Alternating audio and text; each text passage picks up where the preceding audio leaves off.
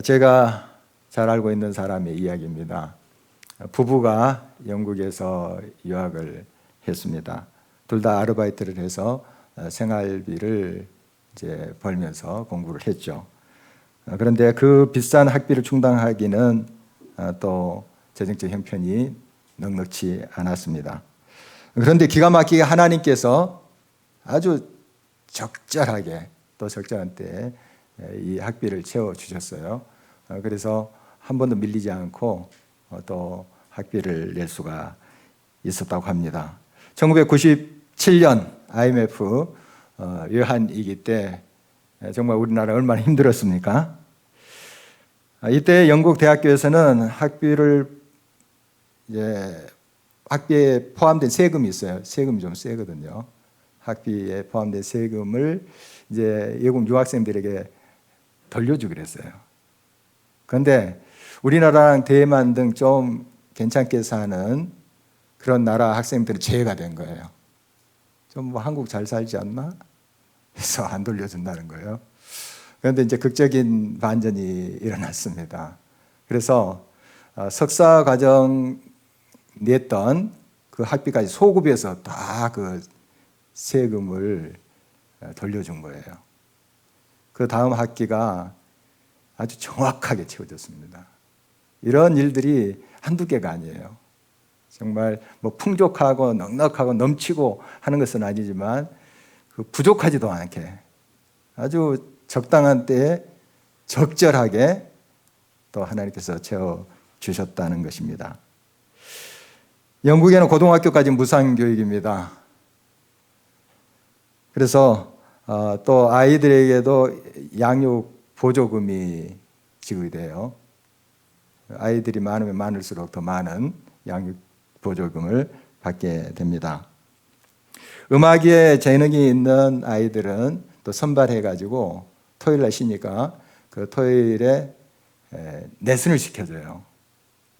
그리고 방학 때마다 콘서트가 있습니다. 그것도 다 그 시 교육위원회에서 지원을 해서 그렇게 모든 것을 운영해 갑니다. 그러니까 유학생 가족이 있어서는 큰 혜택이죠.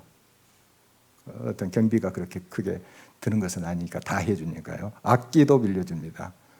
그렇게 잘 돼 있습니다. 한국에서 이 가정이 그렇게 아이들을 이제 음악 교육을 시킨다면 아마 레슨비며 많은 비용이 발생할 거예요. 그런데 이렇게 좋은 시스템에서 또 혜택을 받았다고 합니다. 여러 버거운 그 환경 가운데서도 또 논문을 쓰는 시간에 어떨 때는 이거 언제 끝날까 막막한 그런 느낌이 들었어도 하나님께서 은혜 가운데 모든 것을 인도하셨고 어느새 뒤돌아보니까 꼬린 지점에 와 있더라 하는 것입니다.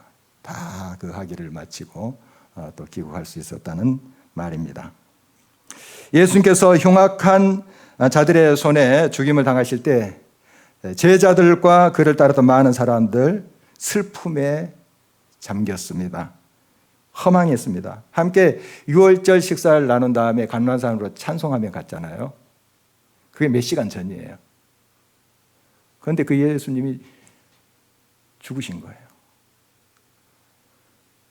희망이 사라졌습니다. 생업을 버리고 자기들의 삶을 걸고 따랐던 그분이 한순간에 사라지신 거예요. 3년 동안 함께했던 날이 꿈만 같았습니다. 제자들은 멀리 도망가지도 못했어요. 예루살렘의 한 집에 숨어 있었습니다. 갑자기 크게 한 방 얻어 맞으면 한동안 멍하게 되죠. 아마 그와 같은 느낌이었을 것이다 이렇게 생각이 듭니다. 이렇게 되려고 예수님을 따랐던 것은 아니었습니다. 예수님과 함께 했던 그러한 시간은 참으로 보람되고 기쁨이 넘쳤죠. 물론 고되고 힘든 시간도 있었습니다. 그러나 희망이 있었어요. 그래서 그것으로 그 모든 상황들을 헤쳐갈 수가 있었습니다. 그 희망하는 것이 공생의 사역 후반에 로마로부터 이스라엘이 해방되어서 예수님 유대인의 왕으로 오르실 때 뭔가 한 자리를 차지하겠다 하는 것으로 변질이 됐지만 처음부터 그런 것은 아니었어요. 예수님을 따라 이제 사역을 하면서 참 기적의 현장을 보면서 하나님을 찬양하기도 하고 정말 하나님의 역사를 목도하면서 얼마나 기뻤겠습니까? 그 현장에. 그리고 여러 다양한 사람들이 예수님을 초대해요. 할 때 같이 초대받아서 맛있는 것도 먹고 그런 시간들이었을 거예요. 다 사라졌습니다. 예수님 죽으셨기 때문에 이 모든 게 그냥 꿈만 같이 그냥 사라졌어요. 예수님의 시신이 무덤에 잘 안치됐다는 소식을 그 여인들로부터 듣게 됩니다. 이 예루살렘에 한 집에 있었다는데 우리가 흔히 마가의 다락방 그 집이에요. 정확히 말하면 마가의 어머니 마리아의 집이에요. 그러니까 자기 어머니 집이니까 자기 집이기도 하겠죠. 마가의 다락방. 거기에 이제 제자들이 몰래 지금 숨어 있는 거죠. 이 여인들도 함께 있었습니다. 그래서 여인들은 십자가 밑에까지 다 갔고요. 또 예수님이 안치된 것까지 다 봤습니다. 무덤까지 확인하고 온 사람들이죠. 그러니까 그 여인들이 다 이야기했을 거 아니에요. 제자들에게 11제자들 있지 않았습니까? 다 이야기했어요. 참 자기들이 예수님을 장사 지내야 되는데 아리마대 요셉이 그걸 잘했다 해서 이제 참 안도감도 있었을 거예요. 예수님께 굉장히 부끄럽고 죄송하지만 그래도 요셉이 그렇게 했구나 이런 생각을 하고 있었을 것입니다. 제자들과 여인들은 안식일이 지나면 예수님의 시신에 향품을 넣고 이제 자기들이 살고 있는 갈릴리로 돌아가려고 했던 참이었습니다. 이제 예수님의 시신에 향품을 채우는 것도 제자들은 이제 두려워서 하지 못했고요. 이제 요한복음에 보면은 아리마대 요셉과 같은 공회의원인 니고데모라는 사람이 있습니다. 이 사람도 공회의원인데 이 사람이 모략과 침향 이런 이제 향품을 가지고 왔어요. 예수님의 장례에 동참했던 거죠. 그래서 이렇게 이제 이 향품을 가지고 여인들이 안식이 지난 다음에 첫날 주의 날에 이제 무덤에 가려고 했던 것이죠. 예수님이 십자가에 달리신 골고다 그리고 무덤까지 따라간 이 여인들 시골 출신들입니다. 그러니까 지금 예루살렘 수도에 와 있어요. 이런 이제 이 여인들의 모습을 보면 줄곧 예수님을 따라다닙니다. 성경에는 자세히 이 여인들의 행적이 기록되지 않았어요. 뭐 제자들이 어떻게 했다, 베드로가 어떻게 반응했다 이런 기록은 많은데 여인들이 어떻게 했다 하는 것은 잘 기록이 없어요. 그러나 여인들은 줄곧 예수님의 사역 현장에 있었어요. 헌신된 여인들이에요. 이름들도 오늘 본문에 나오죠. 이런 분들은 십자가 밑에까지 따라가요. 무덤까지 따라갑니다. 계속 그림자처럼 예수님 곁에 있었던 사람들이었어요. 이게 열정입니다. 열정이라는 것은 남이처럼 팍 그렇다 금방 식어버리는 그게 열정이 아니에요. 베드로가 특히 전형적인 인물인데 막 그냥 주님 앞에 반응했다가 또 확 또 거꾸로지고 하잖아요. 이것보다 이 열정이라는 것은 지속성을 말하는 겁니다. 끊임없이 그 자리를 지키면서 그 사명의 자리를 언제나 지키면서 나아가는 그 삶이 열정이라고 볼 수 있습니다. 예수님께서 돌아가셨어요. 싸른한 시신이 되셨어요. 그러나 여인들은 향품을 채워주고 했어요. 부활을 믿은 건 아니에요. 아직까지 이 여인들이 예수님 부활하면 우리 칭찬받겠지 끝까지 남아 있었으니까 그래서 따라가고 향품 준비하고 하지 않았어요. 여인들에게는 또 감투에 대한 욕심도 없었어요. 예수님이 좀 왕으로 등극하면 무슨 대신 자리, 최초의 여성 대신 해서 신문에 날 만한 그런 마음도 품어본 적이 없어요. 그 베드로 등 제자들은 그런 마음을 품었잖아요. 누가 높냐, 누가 높냐. 여인들은 그런 마음 없었어요. 계산하지 않았습니다. 순수한 마음이에요. 예수님을 따라가는 것을 그냥 정말 예수님을 존경하고 사랑하기 때문에 따라간 거죠. 그러니까 싸늘한 씻이 내도 그 사랑이 변치 않아요. 계산하면 변합니다. 계산하면. 내가 기대했는데 기대한 만큼 안 돌아와요. 또 기대한 것과 달라요. 그러면 돌아서요. 아니겠구나. 그러나 계산하지 않는 사랑, 순수한 사랑은 변치 않습니다. 이 여인들의 사랑이 그런 사랑입니다. 그래서 대충한 사랑이 아니라 전적 헌신의 사랑이었죠. 자기 자신의 모든 것들을 드렸던 예수님에 대한 사랑을 우리가 발견할 수가 있습니다. 사울의 추천도서 펜인가 제자인가에 나오는 이야기입니다. 저자인 카일 아이들만 목사가 심어하는 교회에 한 아이를 혼자 키우는 젊은 아빠가 등록을 했어요. 이 사람은 어렸을 때부터 교회를 다녔대요. 다른 교회에 이렇게 다녔는데 어머니가 또 독실한 크리스찬이니까 어머니 따라서 이제 교회를 다녔어요. 다녔는데 대충 다닌 거죠. 그냥 어머니가 가자 하니까 마지못해서 가고 이런 이제 신앙의 모습이었는데 이렇게 교회를 다니는 듯 마는 듯 하면서 나쁜 짓은 골라 했다고 합니다. 가출도 하고요. 술, 담배 빠지기도 하고 또 문란한 그런 생활도 했다고 합니다. 그가 이제 예수님을 인격적으로 만나게 됐습니다. 그래서 뜨겁게 예수 그리스도를 고백하게 된 거예요. 그러니까 180도로 그의 삶이 변하게 된 거죠. 누가 제일 기뻐했을까요? 어머니가 제일 기뻐했겠죠. 얼마나 많이 기도했겠어요. 그 아들이 방황하고 나쁜 길로 가고 할 때 가슴을 치면서 정말 하나님 앞에 얼마나 많은 기도를 했겠습니까? 어머니가 기뻐했습니다. 이제 그는 예수 그리스도 안에 있는 삶이 너무 즐거웠던 거죠. 교회 일도 그냥 자기가 찾아서 하는 거예요. 막 살피면서 누가 뭐 하라고 하지 않아도 그렇게 기쁨으로 합니다. 우리 성도님도 그러시잖아요. 막 기쁨이 있으니까 막 그 자원해서 하시잖아요. 그와 같아요. 그리고 홀로 아이를 키우려면 얼마나 많은 돈이 들겠습니까? 아이 양육비 등 참 돈이 많이 들 텐데 열심히 이제 일도 하면서 아이를 키웁니다. 그런데 이 주일이 되면 그 일을 쉬는 거예요. 주일 성수하겠다고. 이렇게 결단하면서 그걸 또 지켜갑니다. 그리고 헌금뿐만 아니라 구제헌금까지 어려운 이유까지 막 살피면서 자기도 생활이 빠듯한데 막 가서 찾아가서 도와주고 또 헌금도 하고 이렇게 하는 거예요. 정말 완전히 달라졌죠. 완전히 새 사람이 된 것입니다. 그러던 중에 이 아이들만 목사에게 그의 어머니로부터 연락이 온 거예요. 한번 좀 뵀으면 좋겠다 하는 거예요. 그래서 이 어머니는 이제 다른 교회에 다니시는 분이죠. 처음 이제 뵙게 됐어요. 이제 그 어머니가 오신다 하니까 뭐 뻔하죠. 내 아들 이렇게 새 사람 돼서 하나님께 감사하고 또 목사님 이렇게 지도해 주셔서 감사합니다.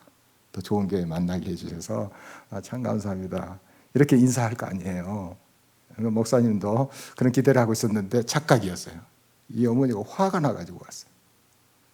화가 나가지고 와서 목사님한테 우리 아들이 도가 지나치게 믿어서 큰일 났다고 막 하는 거예요. 도가 너무 지나치대요. 저자와 그가 목회하는 교회를 탓하면서 아들 좀 말려달라는 거예요. 예수는 믿어도 적당히 믿어야지 이건 미친 거 아니냐 하는 거죠.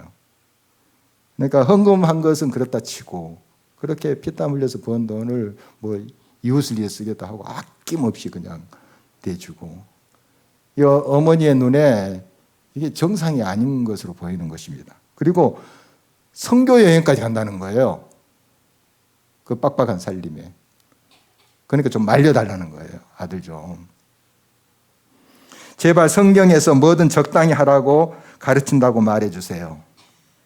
꼭 뭐 아니면 도가 아니잖아요. 저자는 애써 웃음을 지어 보이면서 오랫동안 신앙생활을 했던 그 어머니에게 요한계시록 3장에 나오는 라오디게아의 교회에 주님이 말씀하신 내용을 인용을 합니다. 내가 이같이 미지근하여 뜨겁지도 아니하고 차지도 아니하니 내 입에서 너를 토하여 버리리라. 그리고 그 어머니에게 이렇게 말했다고 해요. 예수님은 뭐든 적당히 하라고 말씀하시지 않습니다. 전부를 포기하지 않으면 제자가 될 수 없다고 말씀하시지요. 예수님의 초대는 뭐 아니면 도인 초대랍니다. 나중에 부활하신 예수님을 만나고 성령 충만을 받기 전까지 제자들은 어쩌면 예수님의 인기에 반응했던 팬에 불과했습니다. 제자라는 이름이 있었지만, 타이틀이 있었지만 팬이에요. 그냥 와 박수 쳤다가 또 쫙 인기 사라지면 없어지잖아요. 그러나 진정한 제자들은 전적으로 예수님을 헌신하고 묵묵히 따랐던 그 갈릴리의 여인들이 아니었을까 하는 것입니다. 안식일에는 무덤에 가서 시신의 향품을 넣을 수 없었습니다. 그래서 그 여인들은 기다렸죠. 안식 후 첫날 새벽입니다. 여인들은 준비한 향품을 가지고 무덤에 갔죠. 물론 군인들이 지키고 있다는 거 알고 있었습니다. 그러나 그 두려움보다도 예수님을 향한 그 사랑이 더 컸어요. 두려움을 덮었죠. 가봤더니 무덤에 돌문이 굴려져 있었습니다. 그리고 안에 예수님의 시신이 없는 거예요. 누가 훔쳐갔나? 이런 생각이 들었죠. 이때 찬란한 옷을 입은 두 천사가 옆에서 말씀 전하시는 거예요. 본문 6절입니다. 여기 계시지 않고 살아나셨느니라. 갈릴리에 계실 때 너희에게 어떻게 말씀하셨는지를 기억하라. 예수님께서 적어도 3번 이상은 자기가 죽고 부활한다는 말씀을 하셨어요. 제자들에게뿐만 아니라 그 여인들도 가까이 있었어요. 그러니까 다 들었겠죠. 이 천사가 이런 말을 하니까 기억이 나는 거 그때서야. 기억이 나는 거예요. 그래서 정말 그 말씀이 또 믿어졌어요. 기쁜 밤 두려운 밤으로 막 달려가서 이제 그 제자들에게 알리는 거예요. 그런데 그 11 제자들이 잘 믿지를 않아요. 잘 믿지를 않습니다. 베드로만 좀 반응을 합니다만은 이게 믿을 수가 없는 거예요. 왜 그랬을까요? 상식적으로 그들에게 죽은 자가 살아났다는 것이 납득이 안 되는 거예요. 죽으면 모든 것이 끝인데 죽은 예수님이 살아날 수 있겠냐고 생각을 했던 것입니다. 물론 그들은 죽은 야이로의 딸, 또 가인성 나부의 아들, 가부의 그 아들, 또 나사로가 살아난 그 역사의 현장에 있었어요. 죽은 자가 다시 살아난 것을 그들이 보았습니다. 그러나 그들이 가지고 있는 고정관념이 그 기적보다 컸던 거예요. 자기의 생각이 이 역사적인 진실보다 컸던 거예요. 그러니까 그 진실이 가려진 겁니다. 또한 제자들은 예수님이 다시 사셨다는 말씀 듣고 그 말을 믿지 못한 이유가 그들의 절망이 너무 컸기 때문에 그렇습니다. 예수님의 십자가의 고난과 죽음은 그들에게 큰 충격이 되었을 것입니다. 악한들에게 잡히시기 조금 전까지만 해도 그들은 꿈에 부풀어 있었죠. 좀 어떤 자리를 차지할까 하는 꿈도 꾸고요. 그러나 다 사라졌어요. 다 삽시간에 날아가 버린 것입니다. 충격이지 않겠습니까? 자기의 모든 것을 내려놓고 예수님을 바라고 따랐던 삶이 한순간에 다 무너진 것입니다. 그 어떤 소리도 귀에 들어오지 않았을 거예요. 그 절망 때문에 또한 여인들의 말이 허탄하게 들렸다. 이렇게 성경 기록하고 있습니다. 사도행전 12장에 보면 예수님께서 부활 승천하신 후 베드로가 이제 복음을 증거하는데요. 잡혀서 옥에 이제 갇히게 됩니다. 조금 전에 예수님의 제자 중에 야고보가 복음을 증거하다가 잡혀서 순교를 당했습니다. 제자 중에 제일 처음 순교 당한 사람이 야고보거든요. 유대인들이 굉장히 좋아했어요. 그러니까 헤롯 대왕이 유대인의 환심을 얻기 위해서 베드로를 잡은 거예요. 베드로도 이제 치면 유대인들이 더 좋아하겠지. 이런 생각을 하게 된 것입니다. 이 헤롯은 유대인이 아니라는 거 지난번에 말씀드렸죠. 에돔 사람이 이둠의 에돔 사람. 그런데 유대인들의 마음을 얻기 위해서는 이런 일을 자주 해줘야지 되는 거 아니겠어요? 계산이 아주 빠른 사람입니다. 이제 베드로는 옥에 갇혔습니다. 이제 밤이 되었는데 두 군인 틈에 두 쇠사슬에 매여서 자고 있었습니다. 또 문 밖에는 이제 파수꾼들이 지키고 있었어요. 상엄하죠. 그런 이제 분위기인데요. 이때 그 마가의 다락방의 초대교회 성도들 뭘 했을까요? 성경 기도했다고 했습니다. 그 시간에 기도했습니다. 기도의 내용 구체적으로 성경에 기록되지 않았습니다만은 우리가 상상해 볼 수 있어요. 자, 우리 황 장로님이 복음을 지금 가다가 잡혀가셨어요. 우리가 이제 교회 모여서 기도합시다 했는데 뭘 기도할까요? 풀려나게 해주십시오. 당연한 거 아니겠어요? 풀려나게, 살아나게. 아직도 할 일이 많으신데. 지금 죽이려고 하고 있어요. 헤롯의 칼을 무력화시켜서 살아나게 해주십시오. 아니면 야곱처럼 순교당하게 된다면 흔들림 없이 저 천국을 바라보면서 꼿꼿하게 승리하게 해 주십시오. 순교의 잔을 마시게 해 주십시오. 아마 그렇게 기도했을 거 아니에요? 너무 뻔한 거죠. 그 시간에 베드로를 위해서 성도들이 기도했다면 하나님이 그 기도에 응답하셨는지 천사를 보냈습니다. 그래서 이 베드로를 풀어나게 했어요. 착고가 다 풀리고요. 무덤 문이 열리면서 밖으로 나왔어요. 이게 꿈인가 생신인가 했어요. 정신을 차려보니까 진짜예요.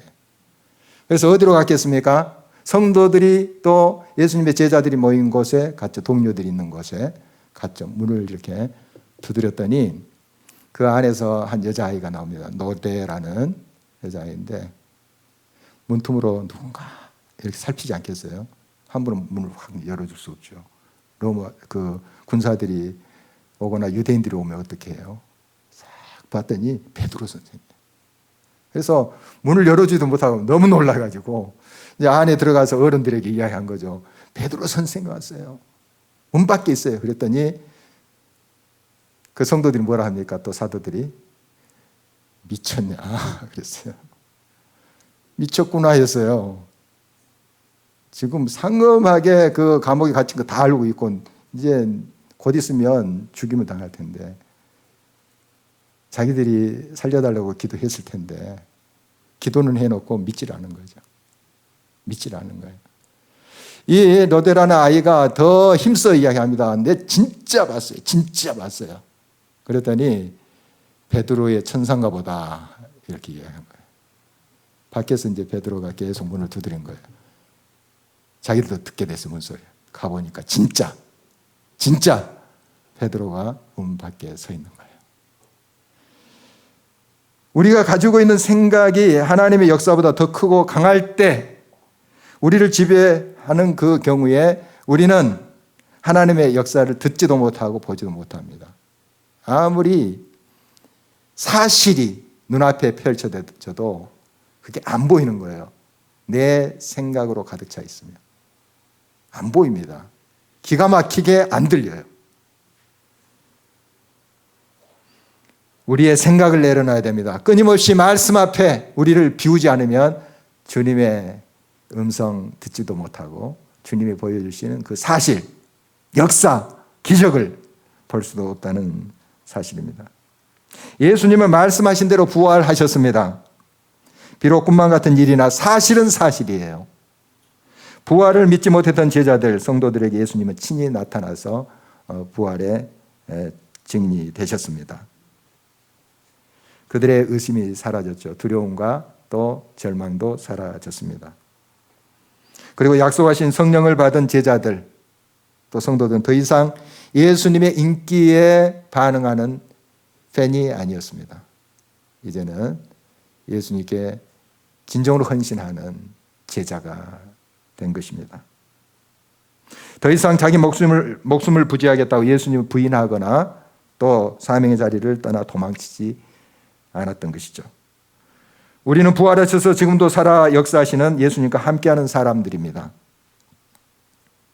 비록 육안으로 우리가 예수 그리스도 부활의 주님을 본 적이 없다 할지라도 우리 안에 계시는 성령님께서 증언하시잖아요. 우리는 그 증거를 믿습니다. 안 보고 믿는 자가 보고 믿는 자보다 더 복되다 하는 말씀도 기억하고 있습니다. 봄이 왔습니다. 아무리 봄의 생기가 온 땅을 뒤덮어도 빗장을 걸어 잠그고 냉방에 있으면 그에게 있어서는 봄이 없는 것입니다. 부활 생명으로 오신 예수님을 마음을 열어서 맞이할 때 우리 주님의 능력은 우리의 삶의 시작이 될 것입니다. 그 생명의 능력이 죽어가는 것들과 또 죽은 것들을 다시 살려내실 것입니다. 꿈과 같은 사실로 가득 찬 우리의 삶으로 주님이 역사하실 것입니다. 이 시간은 교회학교 부활절 축하 영상을 함께 보면서 주님 앞에 감사드리는 시간 갖도록 하겠습니다.